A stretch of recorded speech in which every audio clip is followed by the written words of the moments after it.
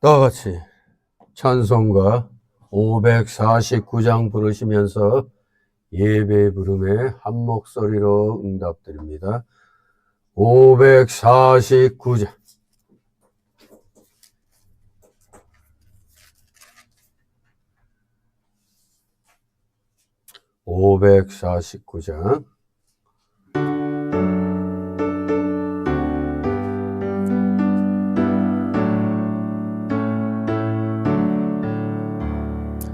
우리 기도를 들어주시고 주님의 평화를 내려주소서.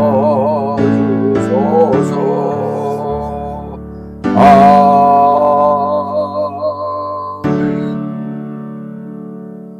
다같이 묵도 드립니다.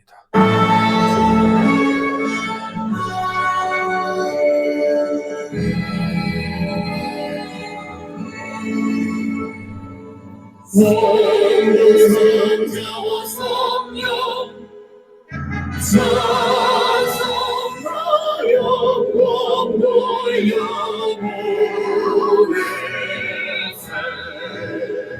비춰지는까지 또 영원 무궁하여 성성이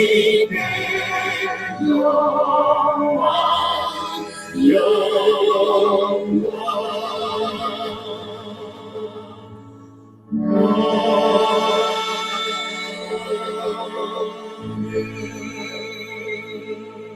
가로되 모든 육체는 풀이요 그 모든 아름다움은 들의 꽃과 같으니 풀은 마르고 꽃은 시드나 우리 하나님의 말씀은 영영이 서리라 하라. 아멘. 다같이 일어나서서 찬송가 547장 하나님 앞에 올립니다. 547장.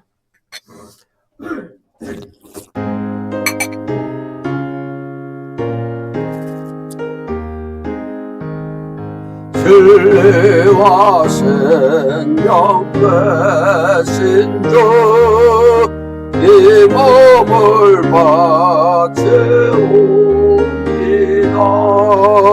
믿음과 소망 사랑에 한마음 되게 하소서. 아멘. 다같이 십계명 교독합니다. 찬송가 또는 성경 맨 뒤에 십계명이 있습니다. 십계명. 제1은 너는 나 외에는 다른 신들을 내게 있게 말지니라. 제2는 너를 위하여 새긴 우상을 만들지 말고 또 위 하늘에 있는 것이나 땅에 있는 것이나 땅 아래 물속에 있는 것 아무 영상을 만들지 말며 그들에게 절하지 말며 겉으로 섬기지 말지라. 제3은 너는 너희 하나님 여호와 이름을 망령되이 일컫지 말라. 제5는 네 부모를 공경하라. 제7은 간음하지 말지니라.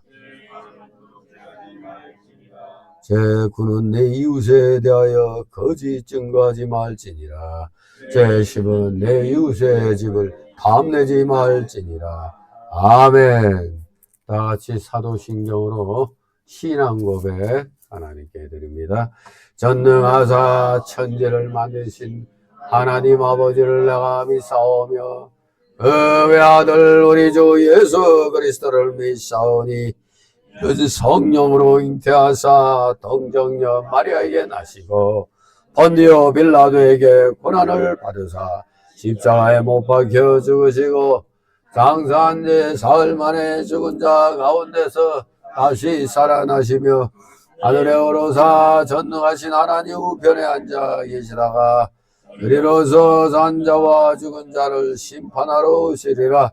성령을 믿사오며 거룩한 공예와 성도가 서로 곁하는 것과 죄를 사하여 주시는 것과 몸이 다시 사는 것과 영원히 사는 것을 믿사옵나이다. 아멘. 다 같이 찬송가 3장 하나님 앞에 올립니다.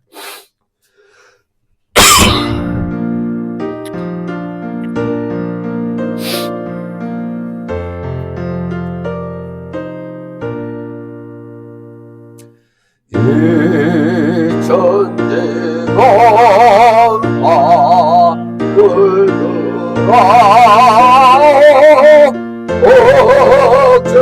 옥주세로 주여와 존능성부 성자성도 찬송하고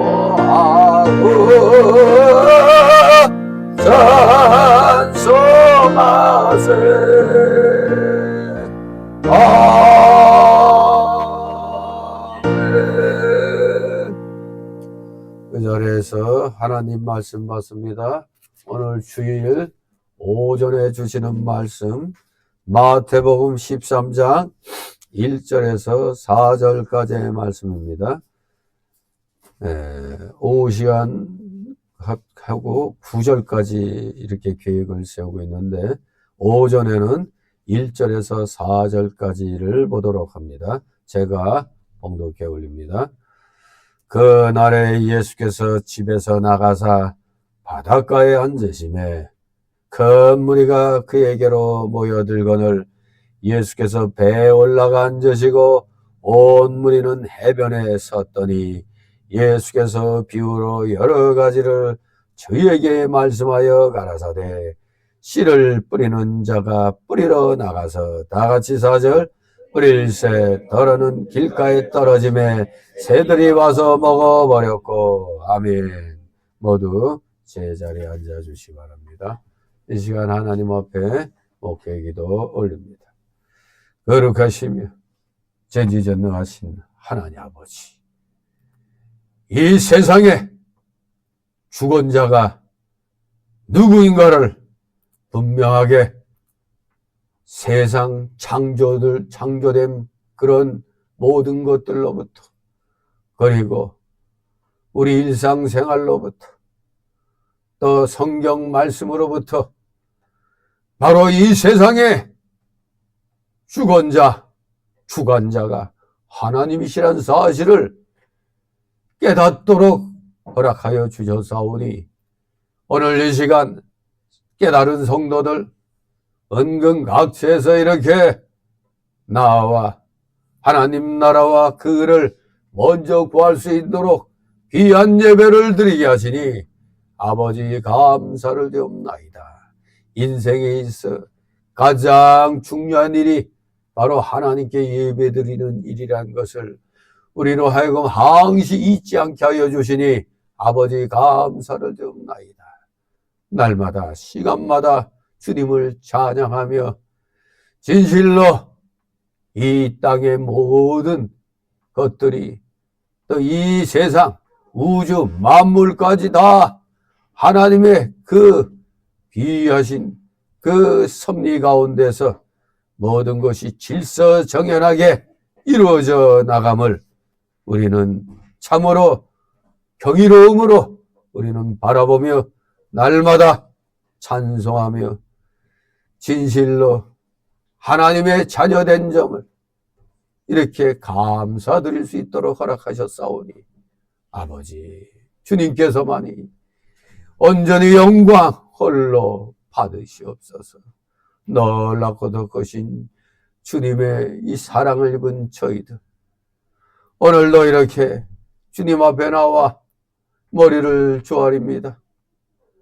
이 세상이치 모든 것이 합력하여 선이 이루어지는 방향으로 나아가도록 허락하셨사오니 우리가 힘만 쓰면 말씀대로 순종하면 모든 것이 다 잘 풀리는 방향으로 나간다는 걸 우리는 분명히 알고 오늘도 귀한 생명의 말씀을 마음판에 받아서 그대로 살겠다고 다짐하고 결심하는 오늘 이 귀한 시간 되기를 소망합니다.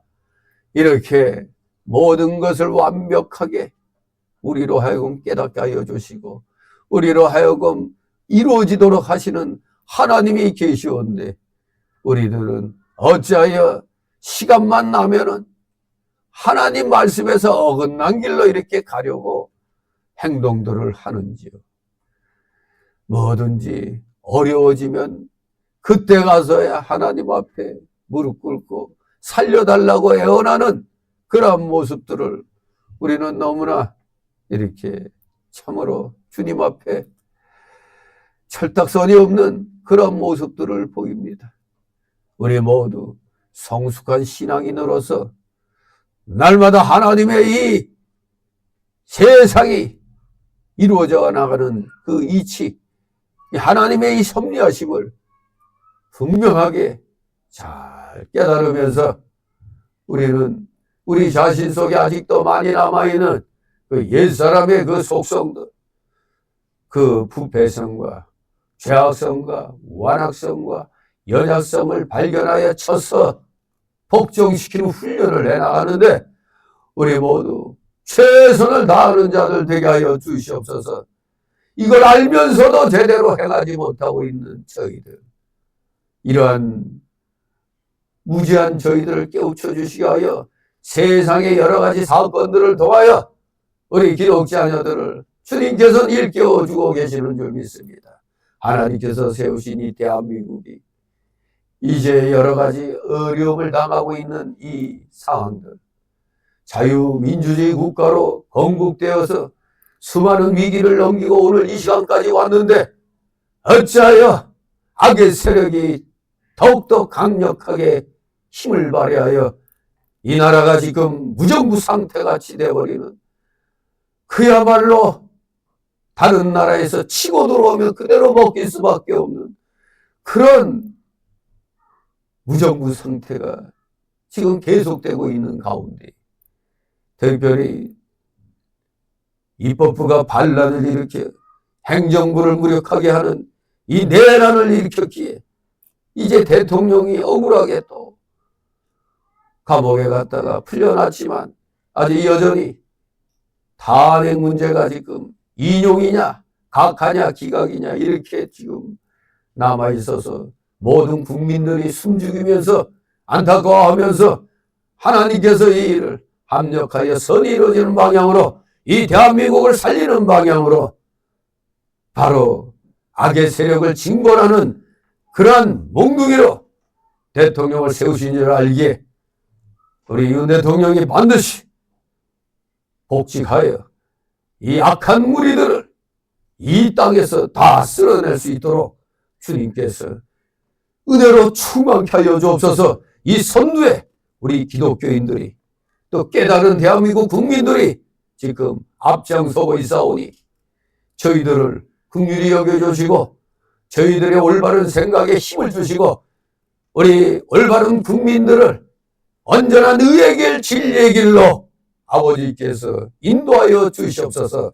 반드시 이 나라 하나님이 세우신 나라로서 그 합당한 길을 가면서 세상을 향하여 합당한 그런 또 일들을 할 수 있는 그런 나라가 될 줄 믿습니다. 진실로 5,000년의 가난을 물리치고 이제 반듯한 세계에서 어등가는 나라로 민족으로 서가는 이때에 마귀들의 장난으로 이 나라가 지금 곤두박질 치고 있으니 이제 더 이상 우리는 곤두박질 치면 아니 되는 줄 압니다.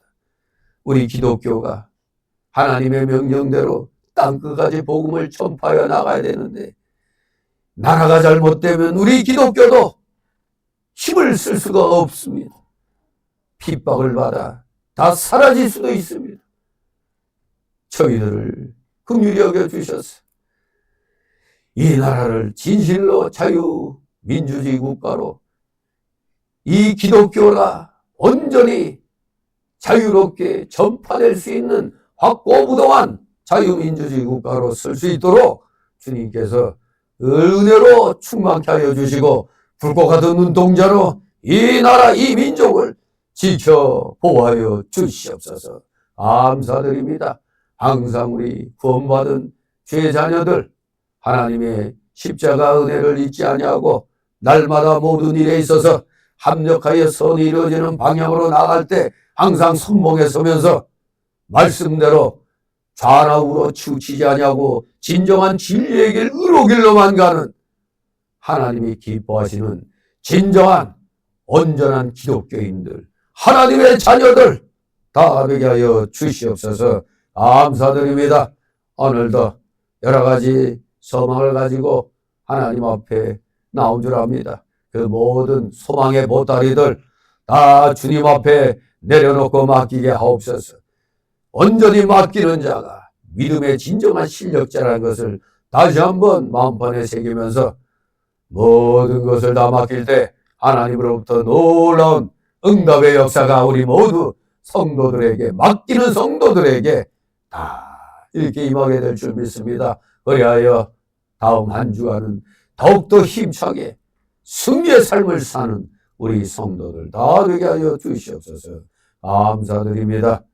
부족한 자의 입술을 열어 귀한 진리의 말씀을 대언시켰사오니 이 대언되는 이 귀한 말씀이 우리 성도들의 마음의 귀와 영의 귀에 새겨지고 박히게 하여 주시옵소서. 졸음마귀 달에 쫓아주시고 각종 잡념의 마귀들 이 시간 틈 못하게 하여 주시옵소서. 마치는 시간까지 오직 주님께서만이 영광 홀로 받으시옵소서. 예수 그리스도의 이름으로 감사드리며 기도드리옵나이다. 아멘.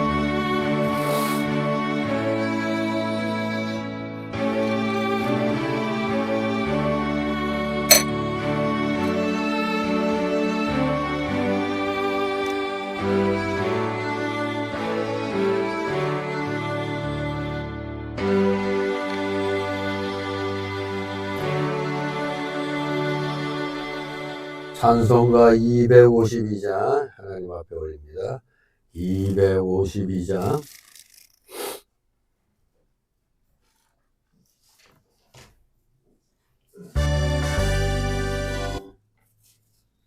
252장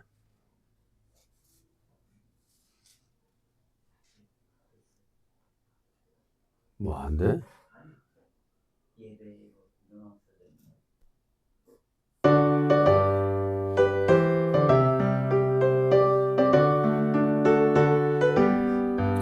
깊은 소리 들르는 예수가 원하신다.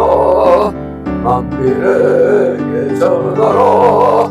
예수가 원하신다. 주님 명령하시니 산을 넘고 물 건너 온 세상에 전하라. 예수가 원하신다. 하나들아 외쳐라. 예수가 원하신다. 모든 죄인 나오라. 예수가 원하신다. 모든 소마 일어나 메아리 쳐 울려라. 모든 육의 복음은 예수가 원하신다. 환난 중에 하는 말 예수가 원하신다. 다시 살아나시어 예수가 원하신다. 지은 죄를 행하여 슬픈 마음이 있어도 숨길 때에 내 할마 예수가 원하신다. 바람들아 외쳐라. 예수가 원하신다. 기뻐하는 나라들 예수가 원하신다. 구원하는 소리를 산과 들에 전하라.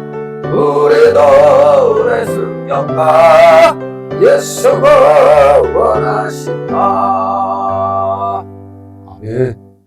주님의 이름으로 여러분을 환영합니다. 어지러운 세상 중에 우리 모두 말씀으로 우리 자신을 먼저 바로 만들어 세워야 이 어지러운 세상 속에서 우리가 승리할 수가 있는 것입니다.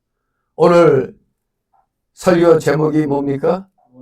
구원농사의 성공 비결.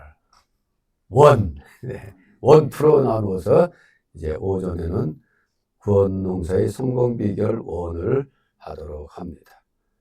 이 마태복음 13장 이름하여 7가지 천국 비유의 장이라고 얘기를 하고 있습니다. 소위 말하는 마태복음에는 5대 강화가 있죠. 5대 강화. 5가지의 예수님의 그 말씀의 그 강도가 소개되고 있는데, 이 13장은 그 예수님의 그 5대 강화 가운데 3번째 강화에 해당이 됩니다. 첫 번째 강화는 여러분들이 잘 알듯이 산상수훈 5장 1절에서 7장 29절까지 그 유명한 산상수훈이 바로 첫 번째 예수님의 말씀의 그 강도 내용입니다. 두 번째 강화는 제자의 삶과 선교와 순교를 말씀하고 있는 10장이 두 번째 그 예수님의 강화에 해당이 됩니다.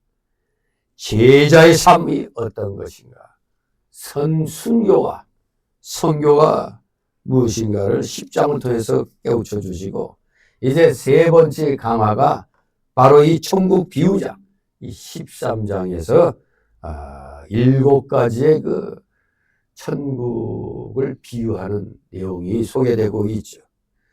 그리고 4번째 강화는 이제 18장 1절에서 19장 2절까지 바로 하늘나라 시민 생활이 어떤 것인가. 여러분들이 바로 하늘나라 시민입니다. 천국 시민 생활.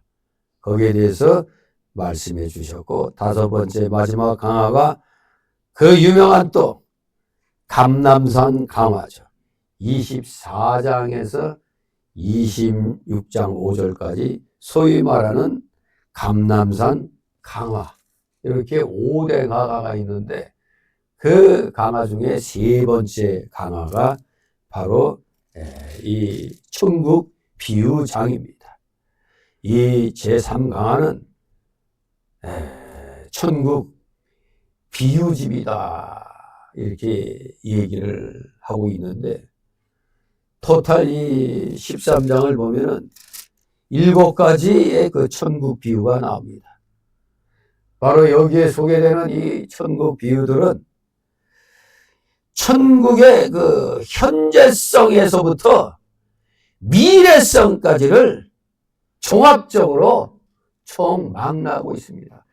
현재성 그리고 미래성까지 종합적으로 망라하고 있다. 즉 예수님의 탄생과 함께 이 땅에 도래한 천국의 이 땅에 도래한 이 천국이 최종적으로 새 하늘과 새 땅에서 완성되어 가는 과정을 몇 가지로 나누어서 비유하고 있는 겁니다. 새 하늘과 새 땅에서 완성되어 가는 그 과정. 먼저 천국 복음의 전파 단계가 오늘 오전 오후에 함께 말씀을 살펴보는 그 내용이 되겠습니다. 천국 복음의 전파 단계 첫 번째가 바로 9절까지로 제시됩니다. 씨 뿌리는 자의 이 비유, 이게 첫째 비유로서 제시되고, 그 결과 이 땅의 교회에서는 하나님의 백성과 세상의 백성이 함께 섞여 살게 되는 그 상황을 1절에서 9절까지 이렇게 가르쳐주고 있는 것입니다. 이 1절, 9절 이후에는 소위 말하는 또 가라지 비유로 설명이 됩니다. 여러분들은 천국 백성이지만 믿지 아니한 자들은 다 가라지입니다. 가라지. 24절에서 30절에 이 가라지 비유가 설명됩니다. 그 후에 점점 더 확장되어가는 이 천국운동, 교회운동의 그 외적인 측면이 소개되고, 세 번째 단계에서 31절, 32절에 보면 이른바 겨자씨 비유가 나옵니다. 겨자씨 비유. 아주 그냥 이 눈꽃만한 그런 씨. 그 씨가 이제 자라나는 것을 보게 되는데, 바로 그 겨자씨 비유를 통해서 내적인 측면을 우리에게 교훈해 주고 있고, 네 번째 비유로 33절에 누룩 비유가 나옵니다. 참 천국을 그 마음에 소유하는 자의 기쁨을 이렇게 가르쳐 주고 있고, 다섯 번째 비유는 44절에 감수인 부하 비유가 나오고, 여섯 번째 그 비유로는 45절, 46절에 진주 비유가 나오죠. 그리고 마침내 세상 끝날 참 교회의 성도와 세상의 백성들 사이를 완전히 구분짓게 되는 그 대사건이 소개되는 것입니다. 그 일곱 번째 비유로서 바로 그물 비유가 소개되고 있죠.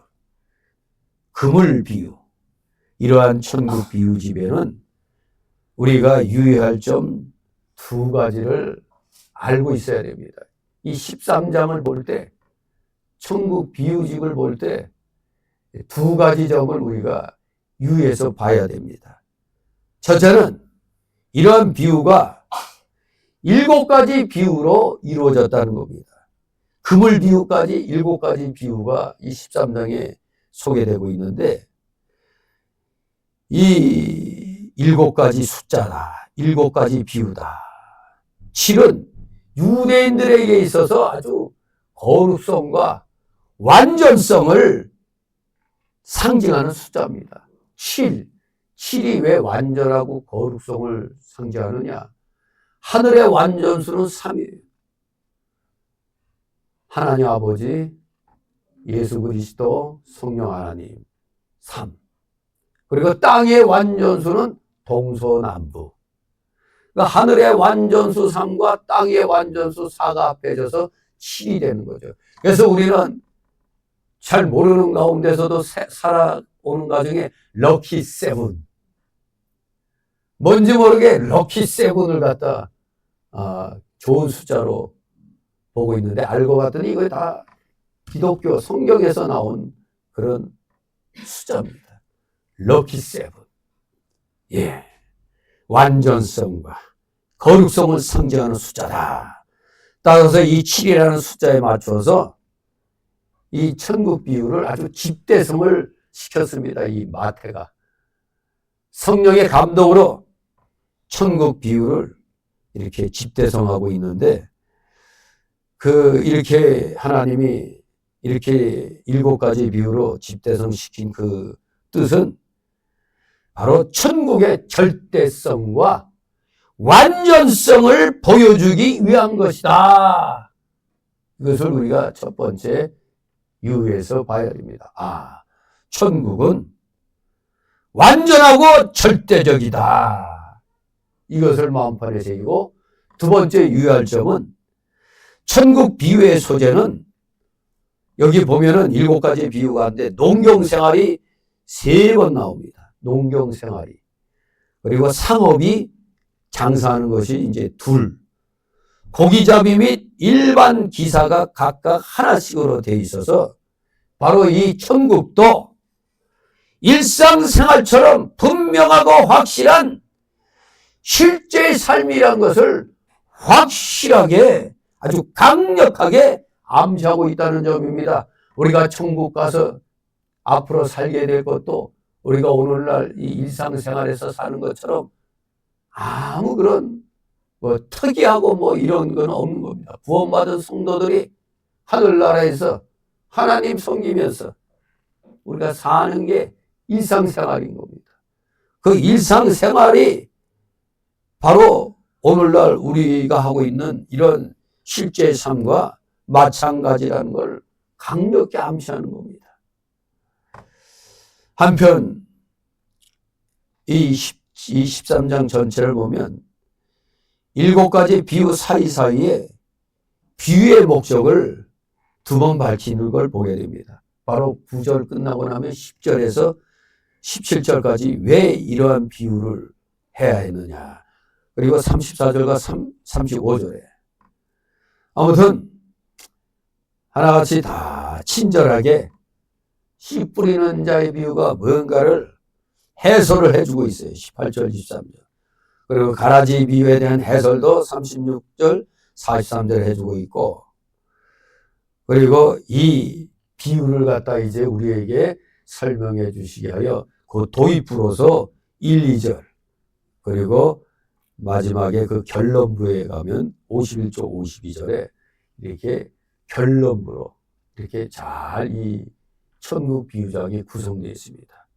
그런데 우리 오늘은 그 중에서도 중요한 이 구원농사 성공 비결이라는 제목으로 하게 되는데, 구원농사는 우리가 열심히 힘을 써가지고 해야 되잖아요. 구원, 예수님 믿어지면 그냥 자연스럽게 구원받게 되는데 뭐 힘쓸 필요가 있느냐. 저 구원파들은 한번 저렇게 이제 구원받았으면 두 번 다시 회개할 필요가 없다고 그러죠. 한번 구원받고 의인이 됐는데 뭘 자꾸 회개하고 이 죄인 용서하옵소서 왜 그러느냐 하면서 우리 기존 교회들을 침투해 들어오고 있죠. 너희들은 의인인데 왜 자꾸 죄인이라고 기도하냐고, 죄인 용서해 달라고 기도하냐고. 그들은 바로 이 구원 농사를 모르고 있는 겁니다. 구원 농사.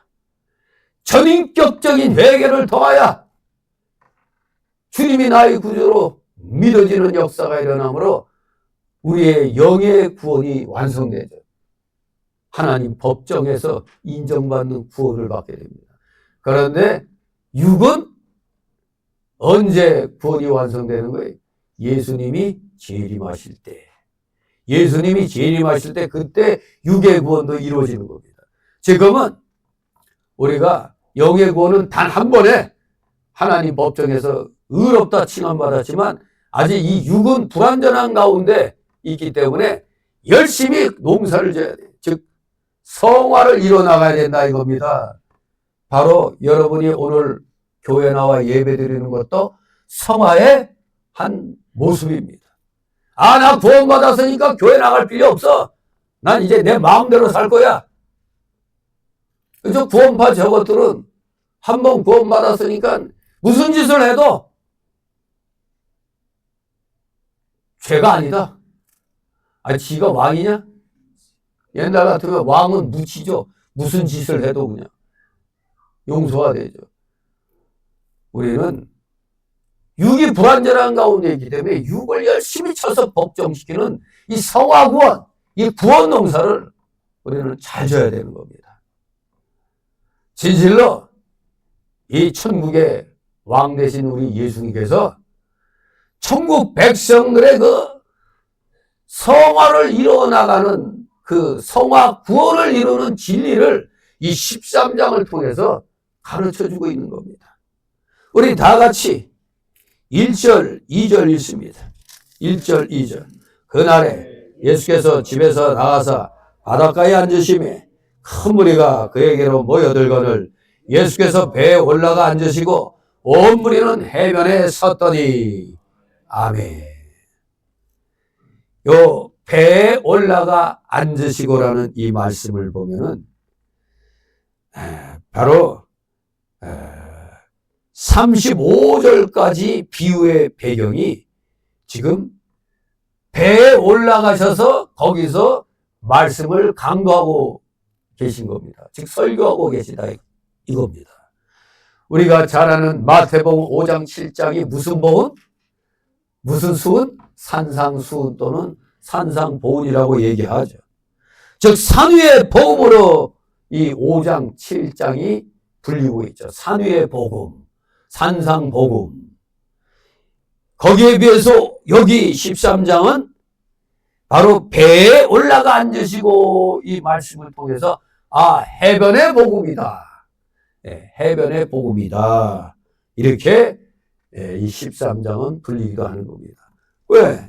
여기 분명히 그날에 예수님께서 집에서 나가서 바닷가에 앉으셨다고 그랬잖아요. 바닷가에. 큰 무리가 그에게로 모여들거늘 예수께서 배에 올라가 앉으시고 온 무리는 해변에 섰더니 해변가에 이 백성들이 그냥 인산인해로 모였어요. 그러니 그 물에 떠 있는 배 위에 딱 올라가셔가지고 그야말로 선상교회가 해변교회가 이루어진 것이죠. 해변의 복음. 멋있는 말씀이죠. 해변의 복음이라.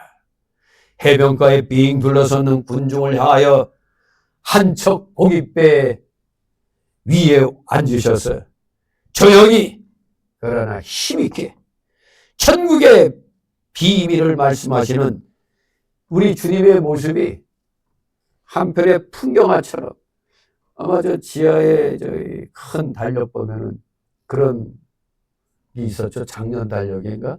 그 풍경화 이렇게 배에서 탁 이렇게 하면 사람들이 쫙 그 해변가에 있었던 그 그림이 있는데 풍경 한편에 풍경화를 연상케 합니다. 그때는 마이크도 없었는데 떠들면 안 되겠죠. 옆 사람하고 얘기하면 예수님 말씀이 안 들리겠죠. 조용히 그러나 힘있게 천국의 비밀을 강도하고 계시는 겁니다. 어제 토요일 날 저는 이제 허리 아파갖고 못 나갔지만 어제 그 91세 되신 그 박조준 목사님이 강단에 섰더라고요.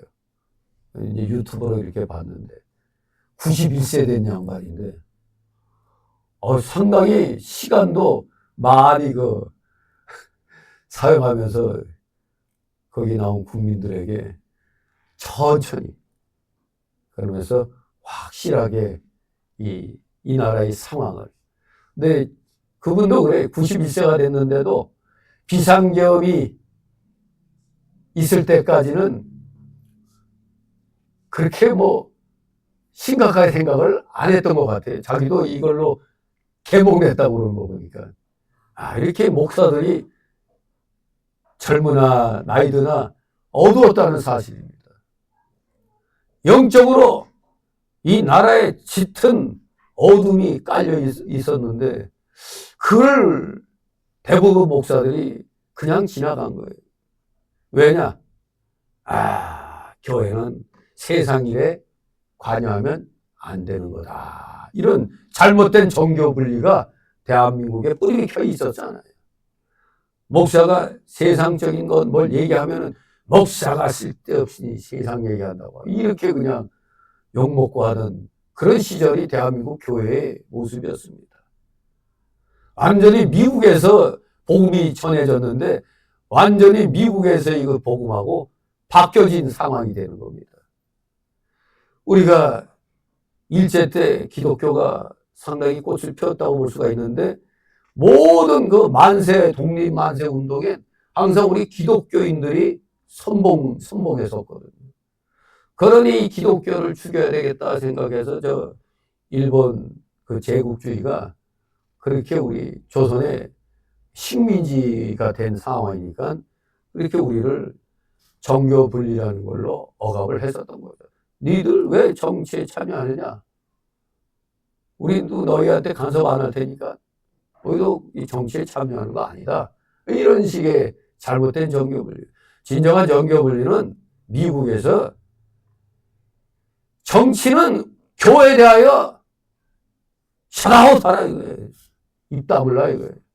그러나 정치에 대해서 기독교계가 건의하고 말할 수가 있는 겁니다. 정치는 기독교에 대해서 뭐라고 하면 안 되고 간섭하면 안 되고 우리 기독교는 세상 정치도 하나님의 뜻 안에서 이루어져야지 하나님 뜻에 어긋난 방향으로 나가면 분연히 기독교가 간섭할 수가 있는 겁니다.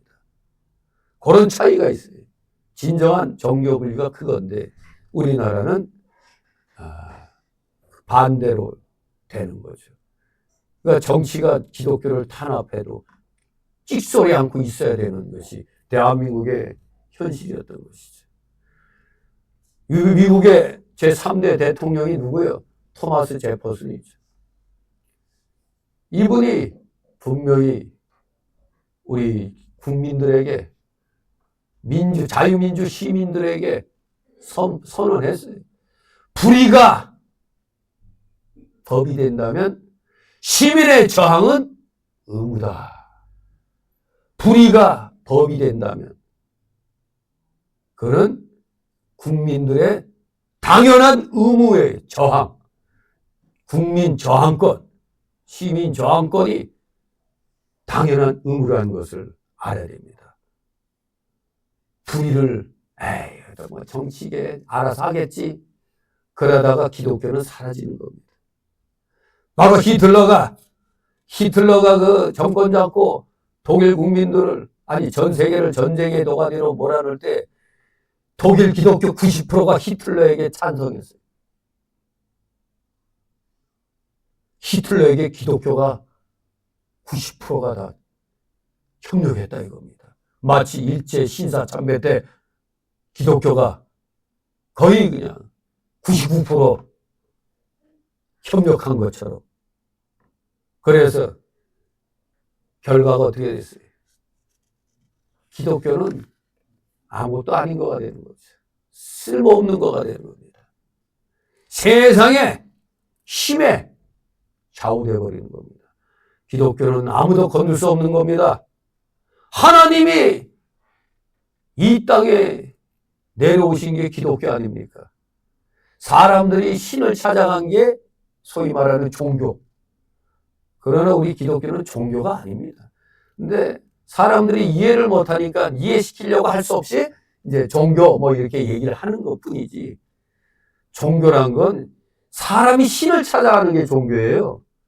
그러나 하나님이 사람을 찾아오셨어요. 그게 기독교입니다. 기독교. 그래서 우리는 이제 하나님의 은혜로 구원받았기 때문에 구원받은 자다운 성화의 삶을, 즉 성화가 뭡니까? 거룩해져 가는 거 아닙니까? 거룩한 삶. 거룩한 삶을 살아간다는 게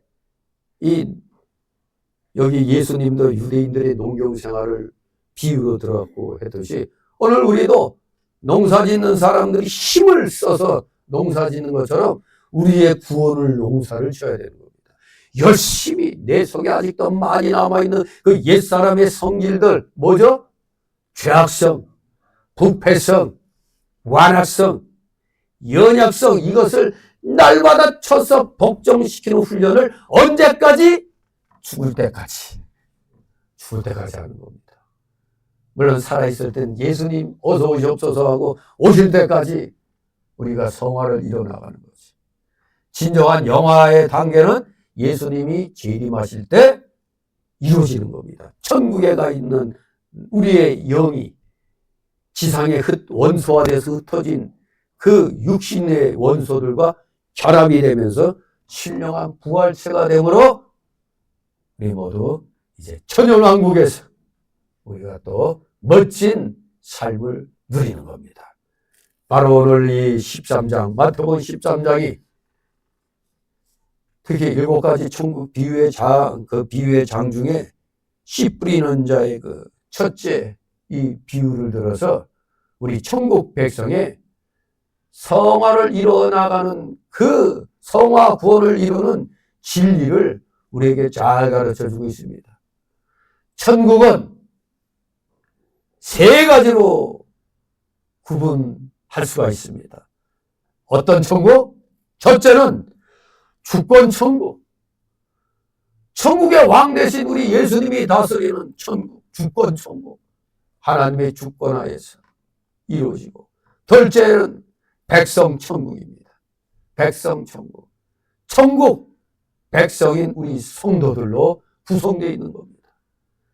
백성 천국. 셋째는 장소 천국입니다. 즉 새 하늘과 새 땅에 무궁 천국을 가리키는 것입니다. 천국은 천국 왕 대신 예수님의 주권 천국과 천국 백성인 성도들로 이루어진 백성 천국과 새하늘과 새 땅의 무궁천국으로 지칭되는 장서천국, 이렇게 세 천국으로 구분할 수가 있는 겁니다.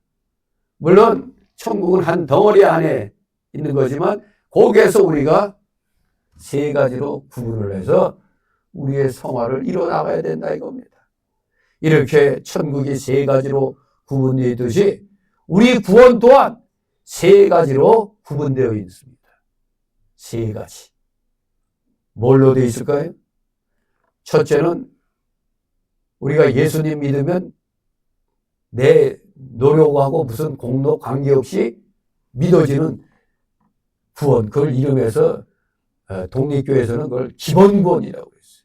기본구원. 또 뭐 건설구원, 뭐 그렇게도 얘기를 합니다. 맨 처음에 우리 개혁교회에서는 아니 구원은 다 똑같은 구원이지 뭔 놈의 건설구원이니 기본구원이니 성화구원이니 따지냐 하지만 성경 말씀을 보면 이게 구분되어 있잖아요. 예수님 믿음으로 그냥 구원받는 그 구원과 이제 구원받은 자가 열심을 향하여 천국이 이 땅에 임할 때까지 열심히 구원을 이뤄나가는 구원. 그러니 구원은 구원인데 분명히 성격이 다르잖아요. 예수님이 믿어짐으로 우리가 구원받은 것은 이미 과거죠. 우리는 과거입니다. 기본 구원은 과거예요. 둘째 구원은 성화 구원이죠. 즉 기본 구원은 예수님이 믿어짐으로 단 한 번에 우리가 중생했죠. 단 한 번의 중생으로 거듭남으로 완성된 영적인 구원이 기본 구원입니다. 영적인 구원이. 하나님 법정에서 너는 의인이다 구원받았다 하고 땅땅땅 선언한 게 기본 구원입니다. 영적 구원이죠. 둘째가 성화 구원인데 이 성화 구원은 반복적 회개라고 그랬죠. 이 기본 구원은 전인격적인 회개입니다. 전인격적인 그 구원이죠. 전인격적인 그런 회개로 구원받게 되는 건데 이 성화 구원은 평생 회개와 순종의 믿음으로 이루어져 나가는 겁니다. 이름하여 반복적인 회개의 삶이죠. 반복적인 회개의 삶. 바로 오늘날 이 구원파가 문제되는 게 이 반복적인 회개의 삶이 없는 겁니다. 성화 구원이 없다 이겁니다. 그러니까 우리가 기도할 때 하나님 이 죄인 용서하여 주옵소서 하면 우리가 구원받고 의인됐는데 왜 죄인이라고 그러느냐. 너희들은 아직 뭘 모른다. 우리한테 와라. 그러면은 의인됨의 비결, 거듭남의 비결을 가르쳐 주겠다고 이제 막 그렇게 유혹을 하죠. 이들은 성화 구원을 모릅니다. 반복적인 회개, 평생 회개와 순종의 믿음으로 성화를 이뤄가는 이름하여 기본 구원이 영적 구원이라면 이 성화 구원은 심적인 구원이라고 얘기할 수 있어요. 셋째는 그럼 무엇이냐? 세 번째, 부활 구원입니다. 부활 구원. 이게 우리의 마지막 단계 아닙니까? 바로 주님 재림하실 때 부활로 이루어지는 육적인 구원입니다. 그때 육이 완벽히 구원받잖아요. 영적인 구원은 기본 구원으로 예수님이 믿어질 때 이루어지고 그리고 심적인 구원은 우리가 날마다 회개하는 삶을 살면서 이뤄나가는 성화 구원. 그런데 영적 구원 플러스 심적 구원 했는데 아직도 부족해. 뭐가? 육적인 구원이 부족한데 그것은 언제? 부활 때. 예수님 재림하실 때 부활로 이루어지는 이 부활 구원. 그래서 우리도 천국이 세 가지로 구분된다면 우리 구원도 이렇게 세 가지로 구분할 수가 있는 겁니다. 기본 구원, 성화 구원, 부활 구원. 우리 개혁주의에서는 기본 구원이란 말 잘 안 써요.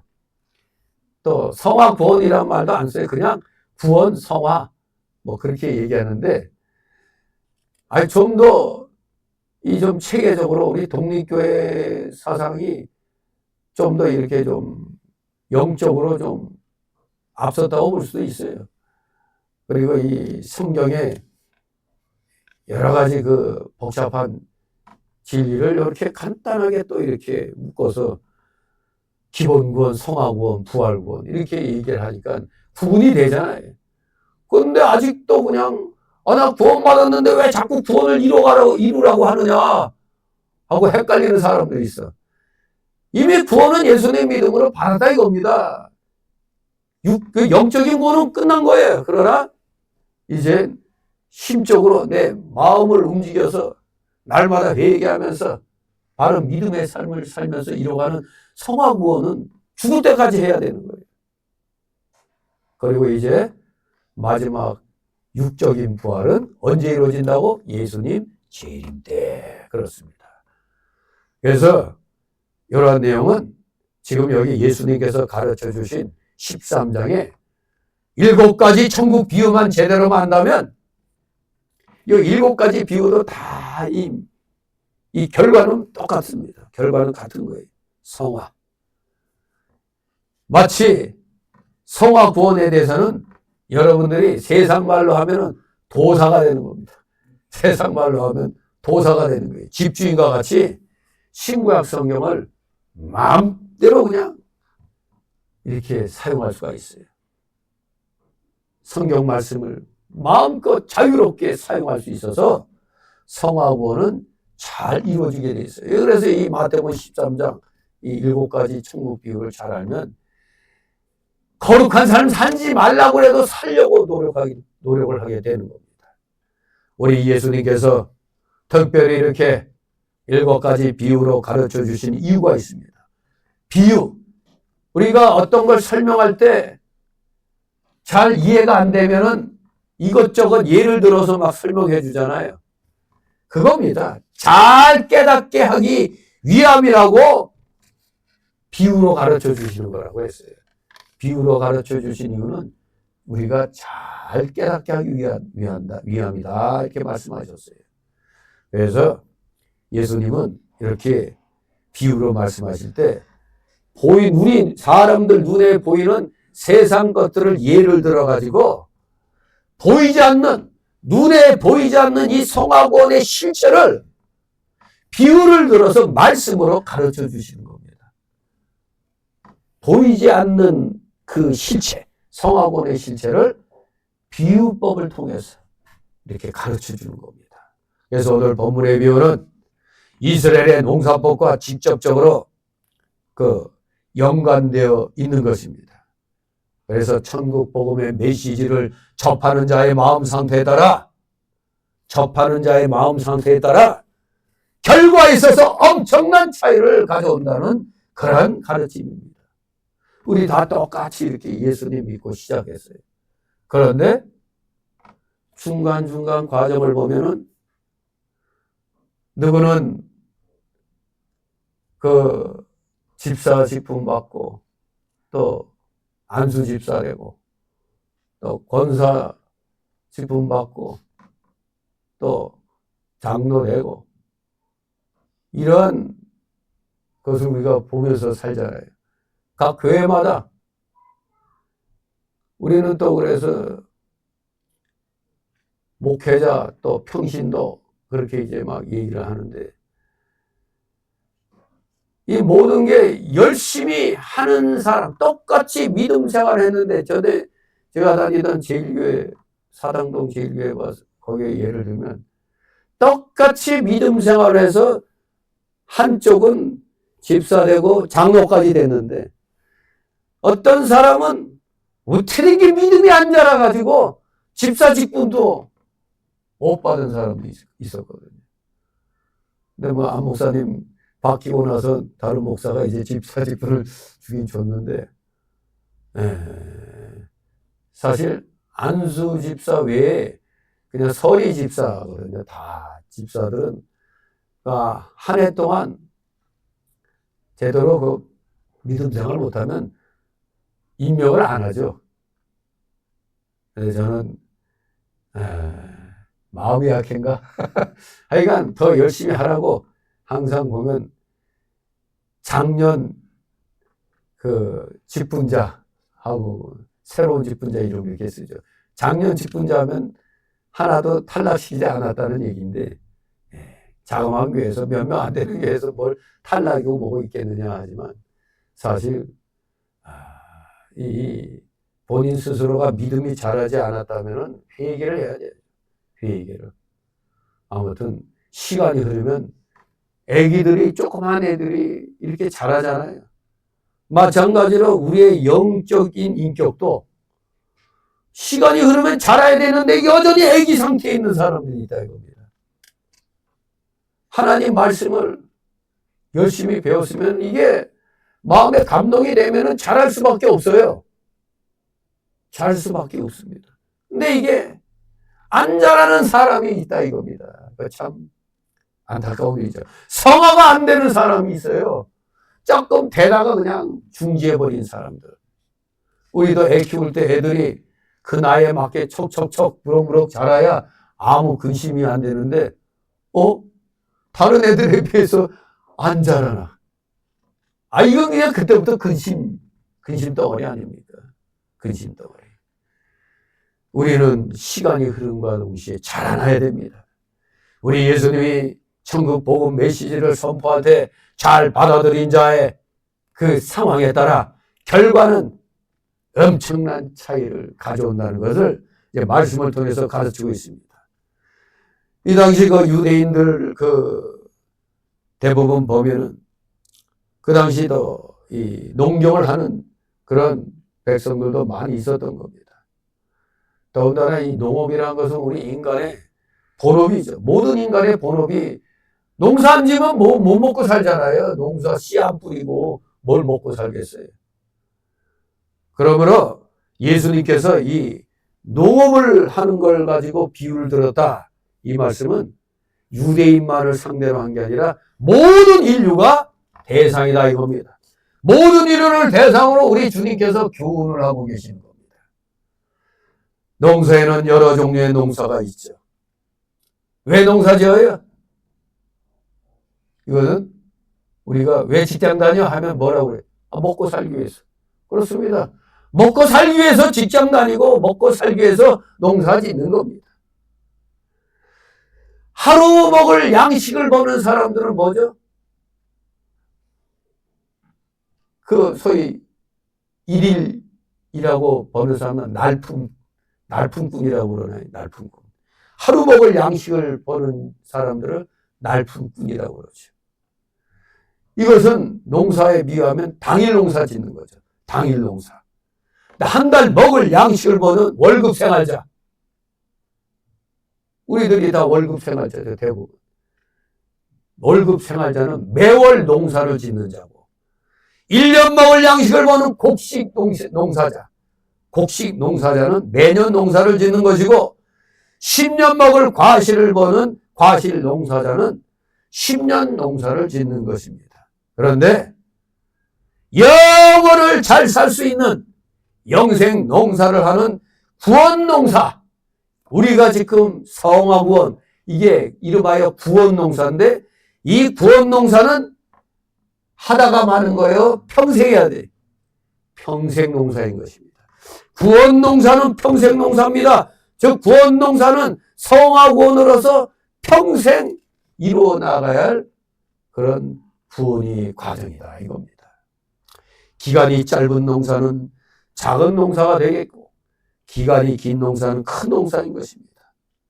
그런데 작은 농사라도 성공이냐 실패냐에 따라서 본인에게 미치는 영향이 크다고 한다면, 큰 농사의 성공과 실패는 본인에겐 말할 수 없이 더욱더 막대한 영향을 주게 되는 겁니다. 조그만 거는 조그만 거대로, 큰 거는 큰 거대로 영향을 주는 겁니다. 바로 여기 농부가 씨를 밭에 뿌리는 비유는 서와 구원을 이루는 진리를 우리에게 보여주고 있는 것입니다. 농부는 자기가 뿌린 그 씨가 밭의 모든 양분을 많이 먹고 그 씨와 같은 열매를 많이 맺어 돌아오기를 기다립니다. 씨가 밭의 양분을 먹으면 자라게 되고 계속 자라면 결실을 하게 되어 있습니다. 이와 같이 하나님의 말씀의 씨를 사람에게 주시는 것은 그 사람의, 즉 그 말씀이 그 사람의 신앙행위를 많이 먹어서 로마서 10장 10절 말씀처럼 사람이 마음으로 믿어 의에 이르고 입으로 시인하여 구원에 이르니라는 이 말씀처럼 하나님의 말씀과 같은 결실성화를 맺은 사람이 되어 하나님께로 돌아오기를 기다리고 계시는 겁니다. 하나님이 말씀을 주시는, 말씀의 씨를 주시는 이유는 결실을 많이 해서, 결실을 제대로 해서, 즉 결실성화를 잘 맺어서 하나님께로 돌아오라 이겁니다. 여러분들에게 지금 하나님이 요구하고 계신 게 이 결실성화입니다. 결실을 잘 맺어서 오라 꼭 기다리고 계십니다. 우리가 세상에서도 씨 없이는 농사를 지을 수 없듯이 하나님의 말씀이 없이는 구원이 있을 수가 없습니다. 농사에 성공하려면 과연 어떻게 해야 되느냐? 그것을 세 가지를 3절, 4절에서 설명해 주고 있습니다. 이 세 가지에서 성공해야 구원 농사에서 성공할 수 있다. 자, 3절, 4절 있습니다. 3절, 4절. 예수께서 비유로 여러 가지를 저에게 말씀하여 가라사대 씨를 뿌리는 자가 뿌리러 나가서 뿌릴새 더러는 길가에 떨어짐에 새들이 와서 먹어버렸고. 아멘. 바로 구원 농사에서 성공하기 위해서는 먼저 첫 번째로 종자천국에서 성공해야 된다 이겁니다. 3, 4절이 종자천국의 성공을 얘기하는 겁니다. 여기에서 성공해야 구원 농사에서 승리할 수가 있는 겁니다. 즉 종자천국에서 성공해야 된다는 것은 첫째로 모든 농사는 종자에서부터 시작된다는 사실을 명심해야 되는 겁니다. 농사 지을 때 농사 짓는 사람들은 그 종자를 굉장히 귀히 여기죠. 아무리 굶주려도 그 종자 되는 거는 먹을 수가 없죠. 그거 먹으면 완전히 끝나는 거지. 뭐 내일 죽으려면 그걸 다 먹을 수 있겠지만 지금은 굶주려도 참고 나가서 씨를 뿌려야 된단 말이에요. 종자를 지켜야 되는 겁니다. 그래서 모든 농사는 이 종자에서부터 시작된다는 사실을 우리는 명심해야 되는 겁니다.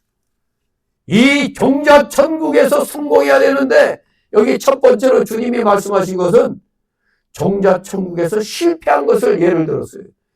종자 천국에서 실패한 첫 번째 예가 길가밭입니다. 길가밭. 천국 종자는 하나님 말씀이요.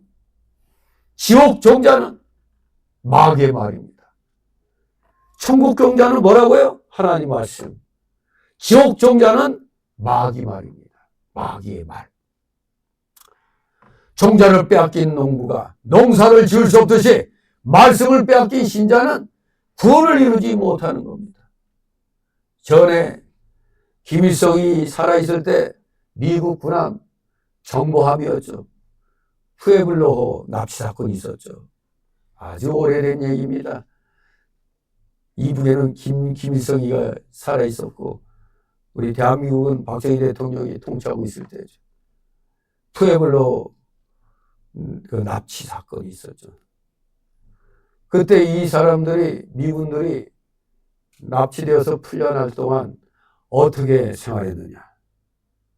다른 생활은 포로에게 잘해줄 리가 없겠죠. 근데 중요한 건 그 풀려날 때까지 어떻게 이 정신적으로 버틸 수 있느냐 이겁니다.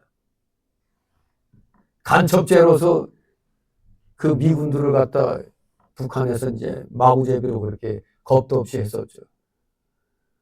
그때 이 푸에블로 그 선원들은 각자 자기 머릿속에 있던 그 성경 말씀, 그 성경 말씀을 다 적어가지고 이렇게 모으고 성경 말씀.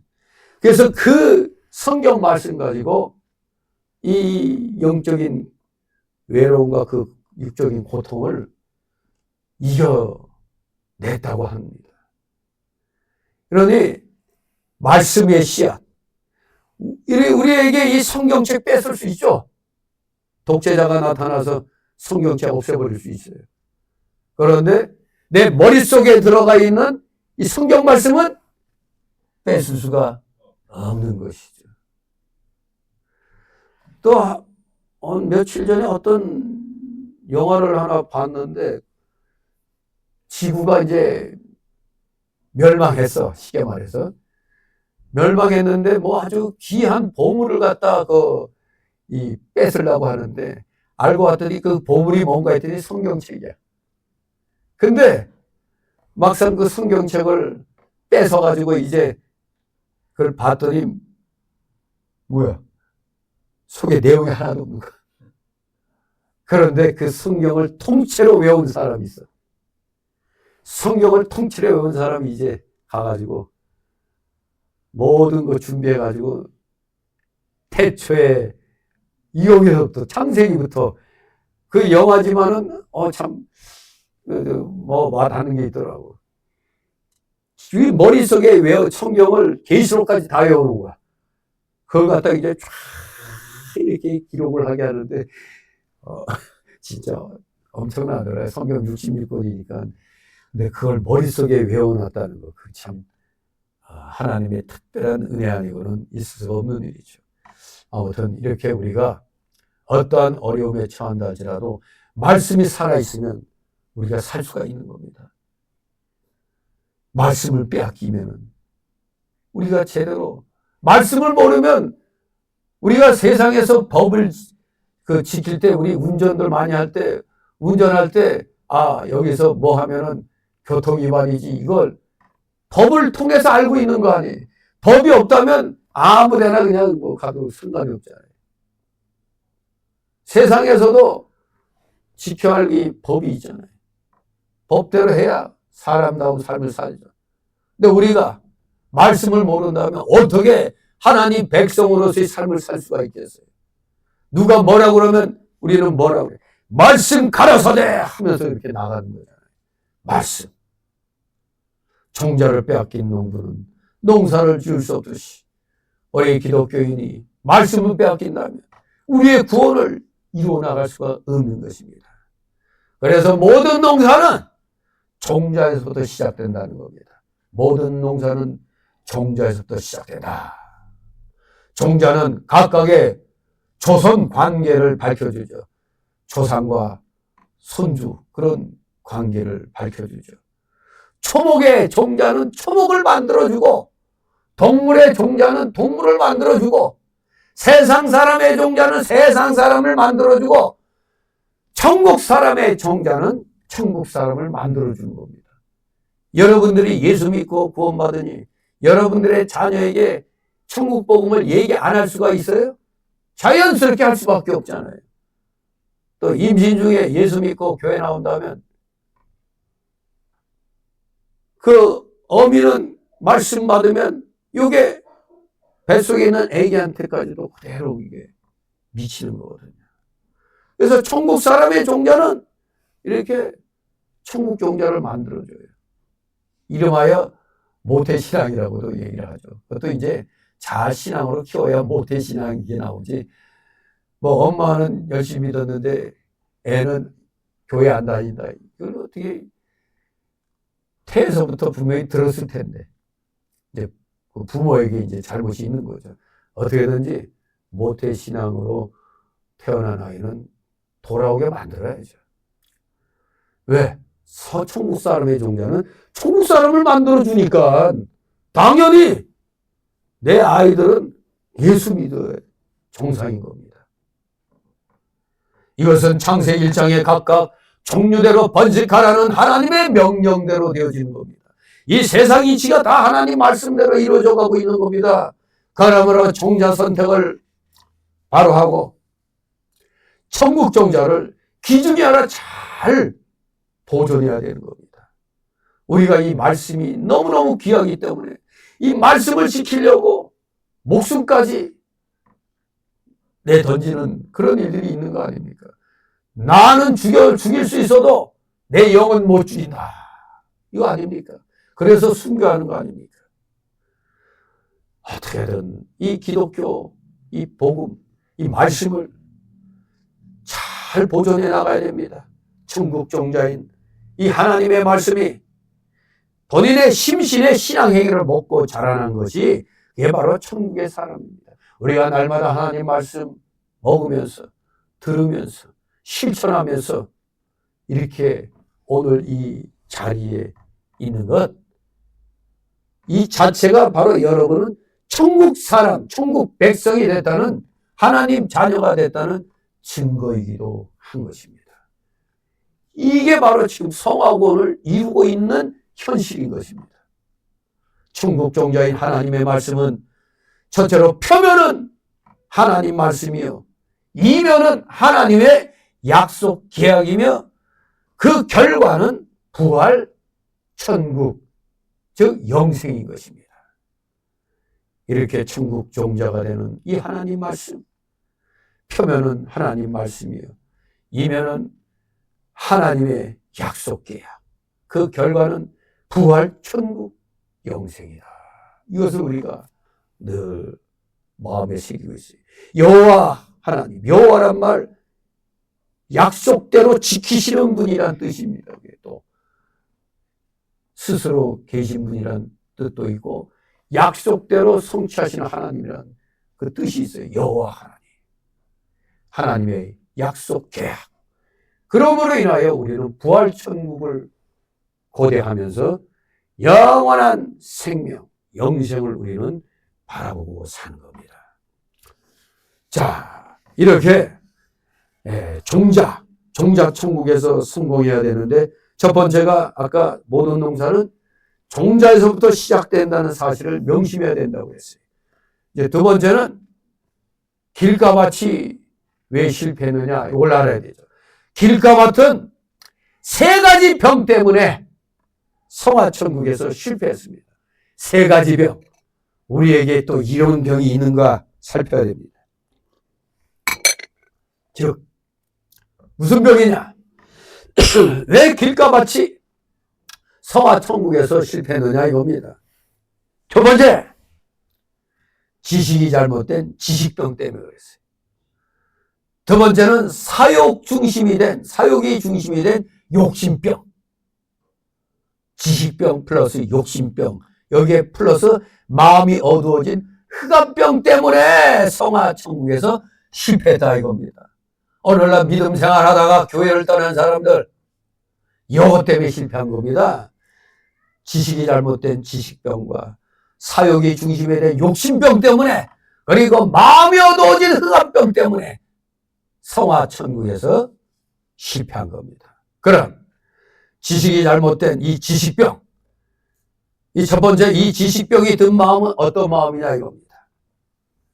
인간의 수많은 지식과 주장과 사상과 논리와 철학과 종교와 경험과 여러 사람의 공론을 접촉한 자, 그 마음이 제일인 줄 알고 자기 마음대로 예수를 믿습니다. 나름대로 나 똑똑해, 나 천재야, 나 책 많이 읽었어, 그리고 나 연구 많이 했어, 이러니까 자기가 제일인 줄 아는 거예요. 그래서 박사, 소위 말하면 이제 석박사가 됐어. 그런데 교회 목사가 무식해가지고 하냐, 제대로 모르고. 교회 목사를 무시하는 사람들 있죠. 세상 지식에 딱 이렇게 서 있는 사람들 중에, 다는 그렇지 않지만 일부 사람들은 거만하죠. 일부 사람들은 아주 거만해요.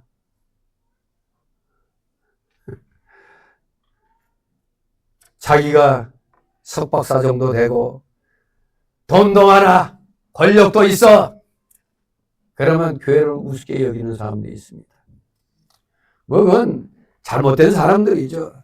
그래도 좀 많이 배우고 좀 어느 정도 좀 힘을 갖고 있으면은 나중에 정계에 진출해 보려고 일부러 큰 교회 찾아서 다니잖아요.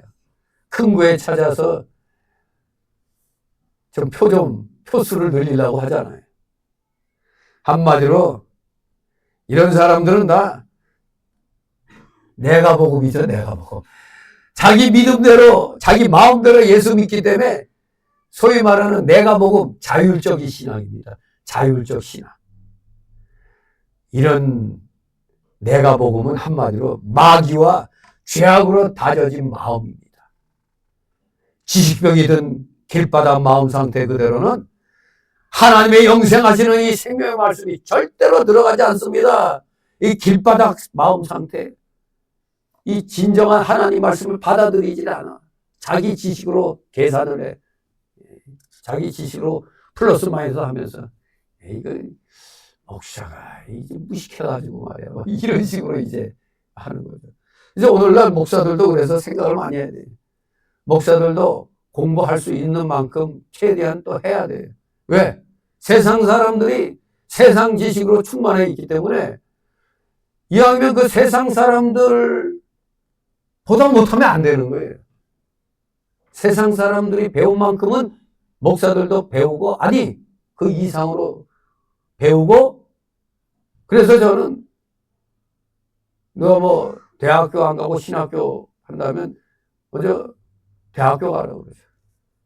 대학교 가서 신대원 마치고, 신대원이 아니지, 대학원 마치고 신학교 공부하도록. 이 세상 공부, 물론 그래서 신학교는 대학부가 학부가 있어서 일반 그런 것도 뭐 영어, 성경, 영어, 성경을 통해서 영어도 좀 이렇게 하고 이렇게 하지만, 대학부에서는 이 세상 지식도 인문학도 배우거든요. 아무튼 예수 믿는다고 하면서 성경만 안다.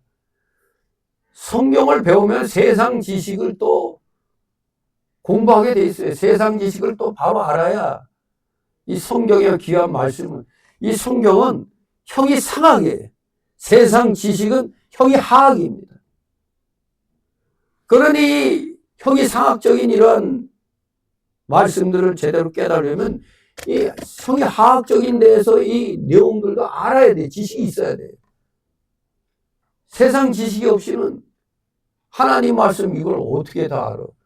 세상 지식으로 하나님 말씀을 또 빨리 이해할 수도 있는 거거든요. 물론 세상 지식이 너무 하다 보면 하나님 말씀이 안 들어오는 수도 있죠. 그러나 택한 자녀들, 정말 하나님의 말씀에 그 합당한 자로서 사는 사람들은 이 세상 말씀으로 절대 하나님 말씀을 깎아내린다거나 이런 일 없어요. 하나님 말씀이 이거 다 전설이야, 신화야. 이거 마치 우리나라 옛날 고조선 그 옛날 당군 신화 이런 거 신라 저거 어디에 가야에 무슨 신화 있잖아요. 신화 같은 거. 박혁거세가 신라에서는 알에서 태어났다는 둥 이런 거 있잖아요. 근데 세상 사람들 그런 건 또 진짜같이 그렇게 받아들이면서 성경에서 나오는 건 이거 만화 같은 얘기야. 이거 가짜야 말도 안 되는 소리야. 이런 소리 한단 말이에요. 그 다음에 목회자들은 세상 지식도 배울 만큼 배우고, 그래서 성경 말씀을 알아야 돼. 옛날에 왜 목회자들이 좀 무시당했던 이유가 있었죠. 한때는 저도 그렇게 생각했었어요. 왜냐하면 그때 제가 중고등학교 때 보면은 대학교 떨어진 사람들이 신학교를 많이 가더라고. 또 그때 분명히 제대로 세상 공부를 제대로 안 한 사람들이, 아니 못한 사람들이 신학교를 또 많이 갔어. 그것 때문에 좀 목사들이 무식하다. 그렇기 때문에 어떤 면에서는 우리나라 이 목사들이 왜 세상 정치에 대해서 침묵하느냐, 거기에도 아마 원인이 있을 거예요. 잘 모르니까. 저는 그때 그런 걸 느꼈어요. 그래서 학교 떨어지면 신학교 나가지. 이런 식의 그런 흐름이 있었다 이겁니다. 근데 이제는 많이 바뀌어가지고, 이제 머리가 좋고 한 사람들이 이제 또 신대원을 가고 이런 걸 이제 보게 되는데, 아무튼 저는 처음부터 목회자 되려면 남보다는 더 많이 공부하고 배우고 그래야 된다고 저는 깨달았던 거거든요. 왜? 그래야 세상에서 누가 이렇게 와서 얘기 나누고 상담하는데 그 사람은 역사 지식을 잘 알고 잘잘잘잘 얘기하는데 목사가 돼갖고 잘 모르고 있어. 우리나라의 역사도 잘 모르고. 그러면 상담이 되겠어요, 이게? 특히 이 운동권 같은 사람들. 이들은 그냥 좌파 사상에 확 물들어가지고 북한의 그 사상으로 가득 차 있는데 이들이 왜 근본적으로 잘못됐는가를 갖다 우리가 이제 일제 때부터 그걸 살펴봐야 된단 말이에요. 그렇기 때문에 이 시건방진, 이 지식병, 여기에 든 사람들은 먼저 목회자들이 그런 세상 지식도 지식대로 연구해야 되지만 이 모든 걸 성경 말씀으로서 밝혀줘야 된단 말이에요. 세상 모든 건 성경 말씀 안에서 해결이 되는 거예요. 성경 말씀 안에서. 해석이 되는 겁니다. 그러므로 이 지식병이 든 사람들, 이들을 상대할 때는 하나님의 영생하시는 생명의 말씀을 그대로 이렇게 집어넣기 위해서는 이들을 어떤 상태인가를 알아야 돼요. 그들의 마음 상태. 이 사람의 길바닥 마음 상태를 알아야 되는 겁니다. 왜? 이 사람을 어떻게든지 전도해야 될 거 아니에요. 그런데 이 세상 지식병에 걸려있는 사람들은 특징이 교만 아니에요. 교만. 우리 하나님께서는 교만한 자는 물리치시고 겸손한 자에게는 은혜를 주시는 하나님 아니십니까? 그렇기 때문에 이 길바닥 마음 상태를 고쳐야 되는 겁니다. 이 교만한 걸 그대로 두면 사람의 생각과 하나님의 뜻이 다투는 거가 되기 때문에 이 교만죄, 이건 하나님께로부터는 물리침을 받는 겁니다. 하나님이 받을 수가 없어요. 교만한 이 상황에서 잘난 체하고 하나님 말씀 그게 무슨 이상한 말씀 아니냐고 그냥 자기가 세상에서 배운 철학, 지식 가지고 막 대든단 말이에요. 당신이 무식해서 그래 하고 그냥 막 이런 식으로 나가면 도저히 하나님은 이런 교만한 마음 받을 수가 없는 겁니다. 하나님의 말씀을 어린아이들이 스폰지가 물 대면 물 쫙쫙 빨아들이잖아요. 이 스폰지같이 빨아들여야 돼요. 하나님 말씀을 하나님의 말씀인 줄로 그대로 믿고 그대로 받아야 깨달아지는데 자꾸 세상 지식으로 하나님 말씀을 받아친단 말이에요. 그러니 구원받을 수가 없잖아요. 그렇기 때문에 어떻게든지 그 사람의 그 길바닥 마음 상태를, 그 교만 상태를 깨트려줘야 돼요. 깨트려줘야 된다. 안 그러면은 하나님과는 거리가 멀어지죠. 마귀 새끼로 자라날 수밖에 없는 겁니다. 그러므로 그 사람이 깨달아질 수 있도록 전해야 되죠. 그렇게 되면 그 사람은 깨닫는 날부터 온 천하에서도 열매를 맺어 자라게 된다고 골로새서 1장 6절에 말씀하고 있습니다. 이 복음이 너희에게 이르매 너희가 듣고 참으로 하나님의 은혜를 깨달은 날부터 너희 중에서와 같이 또한 온 천하에서도 열매를 맺어 자라는도다. 세상에서 유명한 석박사가 예수님 믿고 나서 딱 나서면 그 사람이 새롭게 보이잖아요. 세상 사람들이 볼 때도 저 사람 유명한 석박사야. 근데 독실한 기독교 신자야 하면은 기독교에 대해서 세상 사람들의 눈이 다르게 보이잖아요. 온 천하에도 열매를 맺어 자라는 겁니다. 그래서 우리 기독교인들은 열심히 세상 공부도 하면서 세상 사람들과 다투어서라도 우리는 세상 사람들 밑에 들어가면 안 되는 거예요. 세상 사람들이 우리를 밑으로 깔고 보면 안 되는 겁니다. 어떻게든지 우리가 어떤 면에서든 세상 사람들과 못하면 누가 우리 말 듣겠어요? 우리가 못하면 안 들어요. 그러니 그러한 이 길바닥 마음 상태를 정말로 풍요로운 말씀 충만한 마음으로 바꿔버리면 이 사람은 온 천하에서도 열매를 맺어 자라는 겁니다. 하나님의 말씀을 듣고 깨달으면 놀라운 역사가 일어나지만 반대로 깨닫지 못하면 어떤 일이 일어나느냐. 새가 와서 주워먹고 악한 자가 빼앗아간다고 했어요. 이 길바닥 마음 상태, 이런 교만한 마음 갖고 있으면 악한 자들이 접근해서 악한 일을 하는데 앞장서도록 만드는 겁니다. 이런 지식병에 든 자들이 대한민국에 너무나 많이 있고, 이런 자들이 이상하게 목사가 돼가지고 기독교를 갖다 파괴시키는 자들이 있어요. 그게 바로 자유주의 신학을 하는 저 한신대 계통에서 나온 저 기장측 목사들. 장로계에서는 기장측이 완전히 빨갱이죠. 저것들은 빨갱이 편입니다. 비판할 줄 몰라요. 북에 대해서. 도리어 우리의 자유민주주의를 도리어 비판하고 있습니다. 가진 꿀을 다 빨아먹고 이 대한민국에 살면서 대한민국을 저주하고 있어요. 저 기장측 목사들이. 나쁜 놈들입니다. 그러니까 저들은 교회 나와 목사가 됐어도 새가 와서 주워먹고 악한 자가 빼앗아간다고 한 것이 이루어진 겁니다. 악한 마귀 세력에게 마음을 다 빼앗겨 있는 겁니다. 그래서 이 나라를 해롭게 하는데 앞장서고 있잖아요. 두 번째로 욕심병이 든 마음.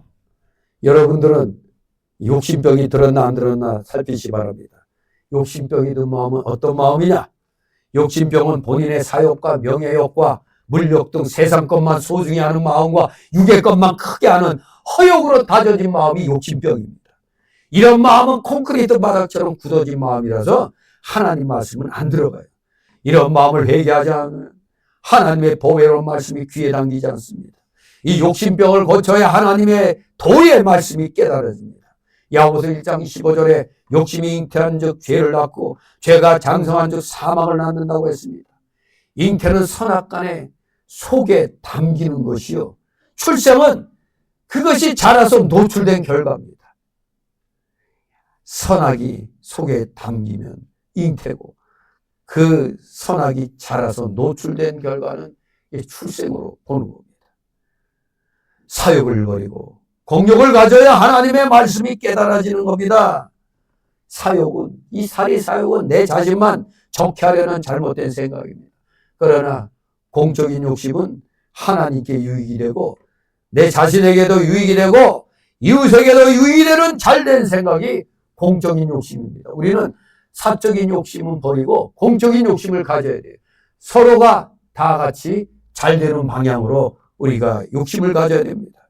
하나님의 유익에만 맞추면 자기와 이웃의 유익은 저절로 되죠. 이게 성경 말씀 어디에 해당되죠? 마태복음 6장 33절 말씀이에요. 아니 왜 하나님께만 잘하라고 그래? 이렇게 나오죠. 그러나 하나님께 잘하면, 하나님 먼저 구하면 세상 일은 하나님이 더하여 주신다고 그랬잖아요. 그래서 하나님의 유익에 먼저 맞춰주면은 내 유익과 이웃의 유익은 저절로 이루어진다는 겁니다. 욕심병은 본인이 회개함으로써만 고칠 수가 있어요. 이건 타인이 되지 못하잖아요. 욕심병은 자기 마음속에서 일어난 건데 타인이 절대 못합니다. 그러므로 이 욕심병이 고쳐진다면 이 사리사욕이 공적인 욕심으로, 공욕으로 바뀌어지면 이제 하나님 말씀을 바르게 이제 이해할 수 있게 되는 거죠. 자, 그리고 이 세 번째도 중요한 거죠. 마음이 어두워진 흑암병 때문에 성화천국에서 실패했어요. 많은 기독교인들이 이 흑암병에서 실패합니다. 마음이 어두워진 병, 마음이 어두워지면 모든 사물을 분별하지 못합니다. 모든 행위는 다 마음에서 출발하기 때문에 마음이 어두워지면 시작에서부터 모든 잘못이 시작이 되는 거죠. 첫 단추 잘못 끼우면 그 다음부터 다 잘못되잖아요. 어떤데 급하게 나가려고 막 하다 보니까 뭐가 이상하게 이게 안 맞아. 보니까 이게 첫 단추가 이게 어긋나고 그런 걸 볼 수가 있어요. 이게 첫 단추가 잘못되니까 다 그냥 잘못되는 겁니다. 어두워진 마음으로는 절대 하나님 말씀의 가치를 절대로 알지 못합니다. 그래서 로마서 1장 29절 32절에 마음에 하나님 두기를 싫어함으로 하나님을 버려두니 죄악으로 마음이 더욱 어두워져서 진리를 분별하지 못하여 복음 버리고 화를 취하고 생은 버리고 사를 취하고 구원 버리고 멸망을 취하게 하는 것이 마귀의 역사임을 바로 로마서 1장 29절 32절에서 가르쳐주고 있는 겁니다. 내 마음에 벌써 하나님 두기를 싫어하니까 당연히 버려두게 되는 거잖아요. 그러니 하나님 없는 내 마음은 더욱더 죄악으로 어두워지는 거 아닙니까? 진리를 분별하지 못하게 되니 이게 좋은 건데 악한 걸 도려 취하게 되는 겁니다. 구원은 버리고 멸망을 취하게 된다 이겁니다. 마귀에게 속아 넘어가게 되는 겁니다. 내 마음에서 하나님이 떠나버리니 하나님이 없으니 마귀가 들이찰 수밖에 없는 겁니다. 그러므로 이 길가밭 바로 이 세 가지 병 때문에 망했습니다. 지식병, 욕심병, 흑암병 때문에 이 길가밭은 실패한 겁니다. 이 세 가지 병은 고칠 병원도 없고 약도 없습니다. 그러면 오늘 이 오전 예배의 하이라이트는 길가밭의 세 가지 병 고치려면 어떻게 해야 되느냐 이겁니다. 첫째로 다만 본인이 깨닫고 회개함으로써 고쳐야 한다는 겁니다. 본인이 깨닫고 회개함으로써만 고쳐야 한다. 이 세 가지 병이 들면 하나님의 말씀을 받지도 못하고 깨닫지도 못하므로 악한 자와 새떼가 천국 씨를 빼앗아갑니다. 하나님의 말씀을 빼앗기면 씨를 빼앗긴 농부처럼 구원 농사를 우리가 지을 수가 없는 겁니다. 이 지식병, 욕심병, 이 흑암병에 걸려 있으니 마귀가 와갖고 갖고 가도 보고도 못 느낀단 말입니다. 아까운 줄 모르는 거예요. 아까운 줄 모르고. 악한 자, 선악의 표준을 자기에게 두는 원수를 가리키고 셋째는 인간의 실속 없는 허무한 주장들을 가리키기도 하는 것입니다. 내 자신이 선악의 표준이 되면 안 되죠. 자기가 하나님인가? 벌써 자기가 하나님이 좋아하는 사람은 악한 자 아닙니까? 그리고 말도 안 되는 헛된 주장들을 하는 것. 그게 셋째입니다. 하나님이 그렇게 말씀해서 그건 이 세상 돌아가는 거 몰라서 그래 하면서 그냥 우리 예수 믿고 구원받은 사람들 세상 사람들이 막 꼬시잖아요. 우리 주일날 지금 예배 드리러 가야 되는데 야 오늘 하루만 좀 빠져 뭐 이런 식으로. 그게 셋째입니다. 셋째. 실속 없는 험한 주장들. 내가 아는 목사도 술도 먹고 잘만 놀더라 뭐 이러면서 목사를 들먹거리는 사람이 있어요. 그 술 먹고 뭐 노는 목사는 그 자유주의 목사예요. 그 성경을 성경대로 안 믿는 사람들입니다. 그런 사람들 예를 들어갖고 야 내가 아는 목사 술도 먹는데 왜 너 안 먹냐. 허무한 새떼 같은 주장입니다. 완전한 목표도 없이 기준도 없이 때를 따라 세상의 주장은 변하는 겁니다. 그러므로 이러한 인간의 주장은 출처도 성취도 결과도 오직 허무한 것뿐입니다. 이 허무한 것에 여러분들이 마음 빼앗기면 성화에 실패하는 겁니다. 두 번째, 이 세 가지 병을 고치려면 어떻게 해야 되느냐? 정확한 비교와 평가가 있어야 한다 이겁니다. 길가밭의 세 가지 병 고치려면 정확한 비교와 평가가 있어야 된다. 비교 방법은 뭐냐? 사람과 하나님과 사람을 비교하고 또 하나님의 말씀과 사람의 말을 비교하면 됩니다. 즉 말의 권위 차이, 능력 차이, 성취 차이, 결과 차이, 행복 차이를 비교하면 됩니다. 이런 거로 하나님의 말씀과 사람의 말이 대립될 때는 어떻게 해야 돼요? 사람의 말을 무시하면 됩니다. 어제 하나님의 말씀을 인정하고 수락하면 됩니다. 사람의 말, 주변에서 하는 말이 자꾸 유혹을 하죠. 주일 좀 범하면 한 번 범하는데 어떨까? 이런 거. 사람 말 무시해야 됩니다. 어제 하나님의 말씀만을 인정하고 수납해야 됩니다. 그렇지 않으면 하나님의 징계를 받아야 돼요. 물론 징계를 받고 고쳐질 수는 있겠죠. 근데 얻어 터지고 할래요? 아니, 안 맞고 할래요? 안 맞고 하는 게 낫지. 얻어 터지고 뭘 고치면은 나만 손해잖아. 우리 모두 하나님의 징계를 받기 전에 고칠 것 먼저 고치라 이겁니다. 이러한 길바닥병이 고쳐져야 하나님의 말씀이 깨달아지고 하나님의 말씀이 깨달아져 믿어지고 믿어지면 구원이 성공이 되는 겁니다. 구원농사 성화에 성공하게 된다 이겁니다. 이렇게 병이 고쳐져야 길가밭도 옥토가 되고, 그래서 옥토가 되어 결실하게 되는 것입니다. 진실로 여러분들, 오전 시간에 나에게 혹시 지식병이 가득 차 있는 거 아닌가? 욕심병이 가득 차 있는 거 아닌가? 내 마음이 지금 뭔가 세상 뭐에 대해서 어두워져서 흑암병에 걸려 있는 거 아닌가? 내 마음이 진짜 하나님만을 지금 원하고 있는가? 말씀만을 원하고 있는가? 이것을 잘 살피면서 우리 혹시라도 요새 하도 세상이 뒤숭숭하니 이 예수 믿는 사람들도 에라 될 대로 되라 뭐 이런 마음 상태가 될 수도 있어요. 길가밭같이 돼가지고 그저 그냥 이 세상 사람과 구분이 안 되는 그런 삶을 사는 그런 사람들이 있을 수가 있는 겁니다. 우리는 그래서는 안 됩니다. 여러분도 아마 주변에 여러분 앞뒤로 한번 쓱 보세요. 누가 지식병 걸렸나? 누가 욕심병 걸렸나? 누가 흑암병이 걸려있나? 여기는 한 사람도 없을 줄 믿습니다. 우리 모두 혹시라도 세상의 흐름에 따라 내가 믿음이 연약해졌다. 즉 여기에 길바닥 밭과 같이 길가밭과 같이 이런 상태가 되지 않았는가 살피면서 빨리빨리 잘못된 것 찾아 회개하면서 우리 모두 다 성화 이 구원농사 잘 지어나가시는 여러분 되시기를 주님의 이름으로 축원합니다. 기도합니다. 거룩하신 하나님 아버지 은혜를 감사드립니다. 사랑하시는 자녀들 세상살이가 힘들다 보면 알게 모르게 마음들이 연약해져서 어느 틈엔가 길바닥 그런 땅과 같은 그런 마음 상태가 될 수가 있습니다.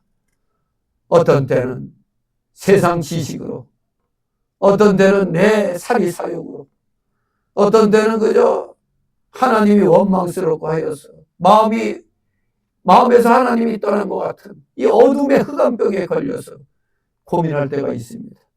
우리 모두 이러한 것을 철저히 찾아 회개하면서 어떤 상황이 온다 할지라도 주님만을 바라보며 십자가의 주님만을 바라보며 열심을 다하여 주님 말씀대로 실천해 나가는 살아있는 진정한 믿음의 자녀들 다 되게 하여 주시옵소서. 감사드리며 예수 그리스도의 이름으로 기도드리옵나이다. 아멘.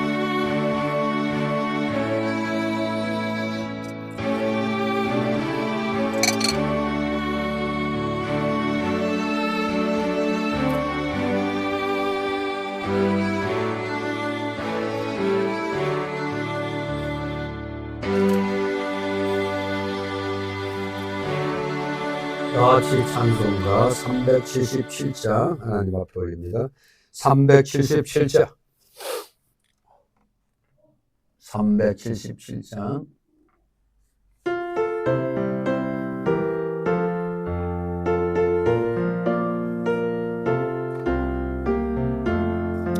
예수 돌아가며 복음 순종하며 우리 행할 길 하나겠니 주를 의지하여 순종하는 자를 주가 늘 함께 하시리라. 의지하고 순종한 대로 예수 안에 즐겁고 복된 길이로가 해를 당하거나 우리 고생할 때 주가 끝없이 하시겠니 주를 의지하고 순종하는 자를 주가 안위해 주시리라. 의지하고 순종하는 대로 예수 안에 즐겁고 복된 길이로다. 남의 짐을 지고 외로하면 주가 상급을 주시겠네. 주를 의지하고 순종하는 자를 항상 축복해 주시라. 의지하고 순종하는 대로 예수 안에 즐겁고 복되리로다. 우리 많은 것을 좋게 나누리며 주신 사랑을 깨닫겠네. 주를 의지하며 순종하는 자를 은혜 풍성케 하시리라. 의지하고 순종하는 대로 예수 안에 즐겁고 복된 길이로다. 주의 힘을 입어 말씀 잘 배우고 주를 모시고 살아가시.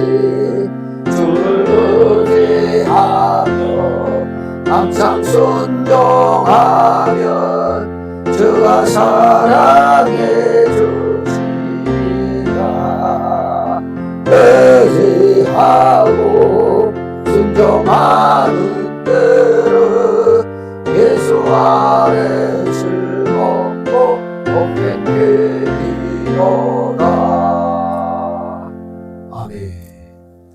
잠시 드려진 예물을 놓고 하나님 앞에 봉헌 기도합니다.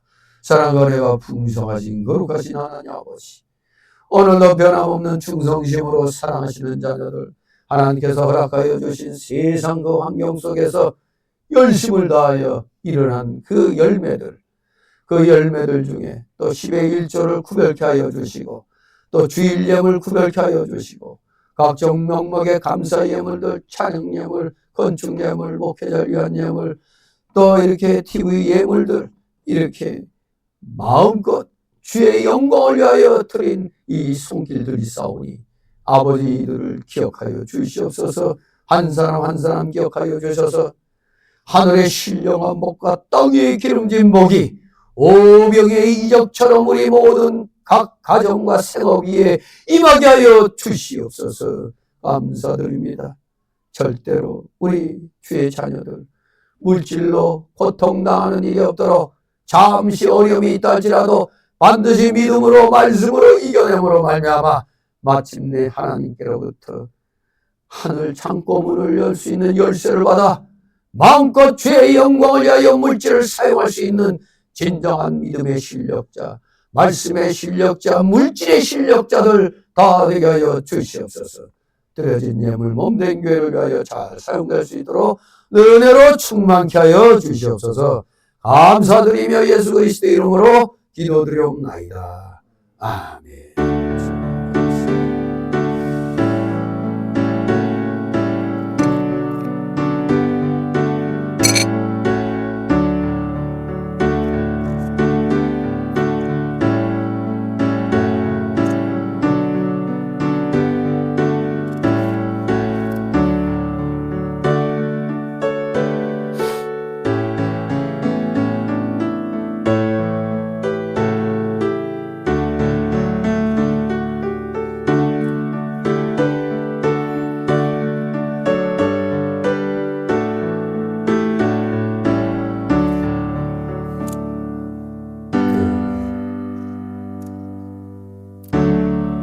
이 시간은 새신자 소개 시간인데 등록된 카드 없습니다. 서로들 가볍게 인사들 나누시 바랍니다. 반갑습니다. 옆에 비어 있으면은 반드시 119역장님들은 전화로 안부를 물어보시기 바랍니다. 자, 광고 시간입니다. 이제 이거 뭐 오늘 뭐 눈 온다고 그랬어요? 네. 뭐 가운데 무슨 뭐 대설이니 뭐 그런다는데 뭐 추워요 밖에? 아니 밖을 안 나가서 모르겠네, 지금. 예, 아무튼, 날씨가 좀 안 좋으니까 건강에 유의하시고, 그리고 여기 보면은 제가 총재로 있는 사단법인 대한기독교 총연합회 주최로 성령 충만 집회가 이제 17일부터 있어요.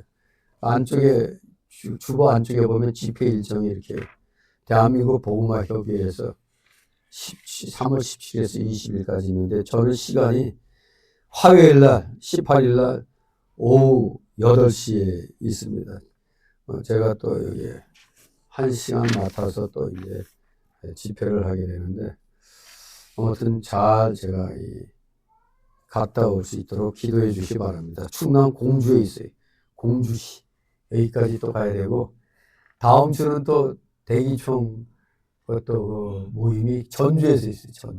전주에서 또 그날 또 가서 또 설교하라고 하니 또 설교를 또 해야 되는데 아무튼 제가 좀 컨디션이 좀 요새 좋지 않아서 여러분들의 기도가 이제 필요합니다.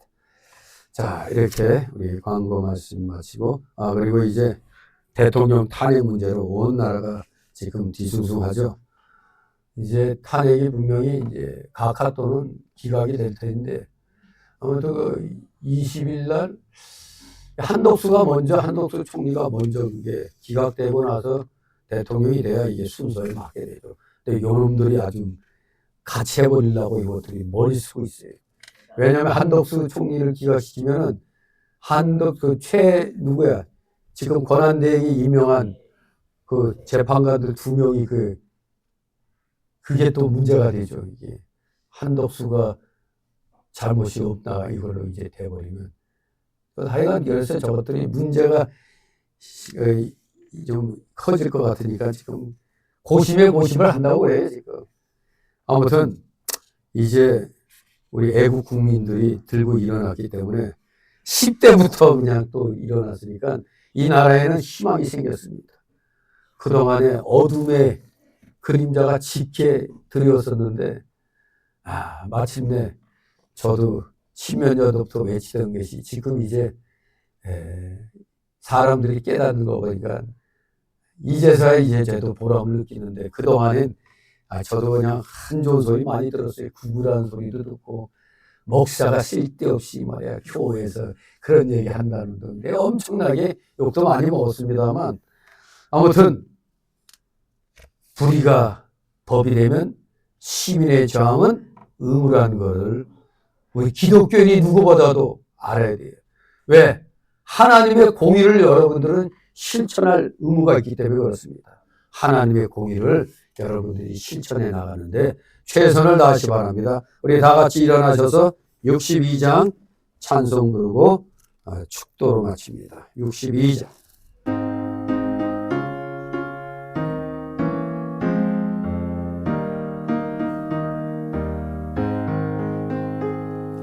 주의 이름으로 모였다 우리들이 매여 들 때에 언제나 함께 하시며 평안케 하소서.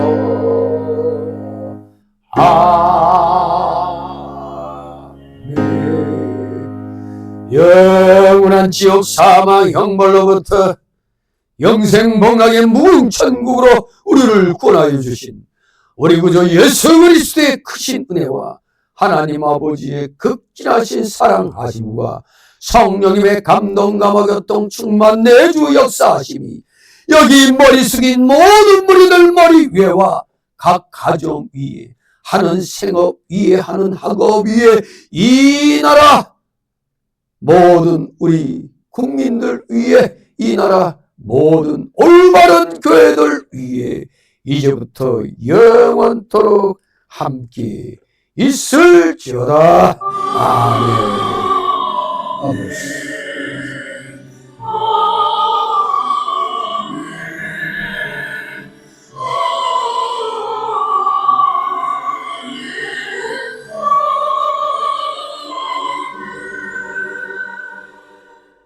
네, 수고들 하셨습니다. 잠시 쉬고 점심 이후에 뵙겠습니다.